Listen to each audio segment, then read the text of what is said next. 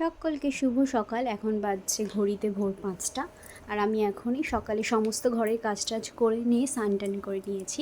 আজ কোথায় যাচ্ছি চলো তোমাদের সাথে শেয়ার করি।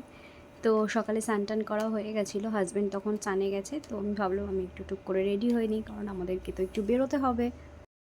তো যেহেতু আমাদেরকে একটু বেরোতে হবে, আর আমি এই অনেক দিন পর এতটা লং ড্রাইভ বাইকে করছি। মানে আমাদের বাড়ি থেকে যেতে বেশ সকালবেলা অতটা সময় লাগেনি ঠিকই, কিন্তু রাস্তাতে আমার একটুখানি কেমন যেন একটা লাগে। তো যাই হোক, চলো এই যে গঙ্গার ধার দিয়ে আমরা চলে এসেছি। আর কোথায় এসেছি দেখো তো, আন্দাজ করতে পারো কি না?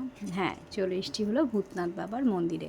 আমাদের দুজনের অনেক দিনেরই ইচ্ছে ছিল যে আমরা একটু বাবার কাছে আসবো, সময় সুযোগ কোনোটাই হয়ে উঠছিল না। তো এই যে বাবার দর্শন করে নাও তোমরা সবাই।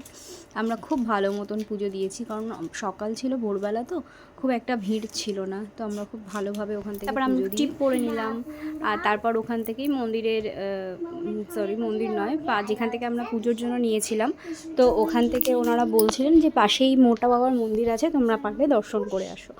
তো বেশ কিছু দূর যাওয়ার পর আমরা ফাইনালি দেখতে পেলাম, মোটা বাবার দর্শন পেলাম। আর সত্যি বলতে না, চোখ দুটো পুরো জুড়িয়ে গেল। দেখো তোমরা, একটা এরকম সিঁড়ি করা আছে, সেখান থেকে উঠে বাবার মাথায় জল ঢালতে হয়। আমার হাজব্যান্ডকে এখানে ভিডিও করতে দিয়েছিলাম, তাই জন্য ভালো মতন ক্লিপ নিতে পারিনি। তো যথারীতি পুজো আমরা খুব ভালোভাবে দেওয়ার পর মনটা পুরো ভরে গেল ঠাকুরটাকে দেখার পর। তো যাই হোক, এবার কিছু ফটো তুলে আমরা বেরিয়ে আসছিলাম। তো এই যে রাস্তায় খেলাম একটু চা, আর তার সাথে ছিল এই নিমকিটা। তারপর কিছুটা দূর আসার পর একটা কচুরির দোকান দেখে দাঁড়িয়েছিলাম, আর সেখান থেকে অর্ডার করা হয়েছিল কচুরি আর ডাল। তবে ডালটা ভালো থাকলেও কচুরিটা ঠান্ডা ছিল, তখন সকাল 7:30 মতন বাজে, খেতেও ইচ্ছে করছিল না। কিন্তু ভাবলাম খাই, অনেকদিন কচুরি খাওয়া হয়নি, তো সেই জন্যই। বাট কিছু একটা ভালো লাগলো না তেমন। আর তারপর চলে এসেছিলাম লেকে, অনেকদিন লেকে আসা হয় না, ভাবলাম একটু হাঁটাহাঁটি করি, চারপাশটা একটু দেখি।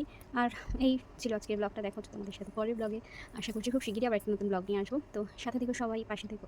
দেখা হচ্ছে পরে কোনো ব্লগে। Bye bye.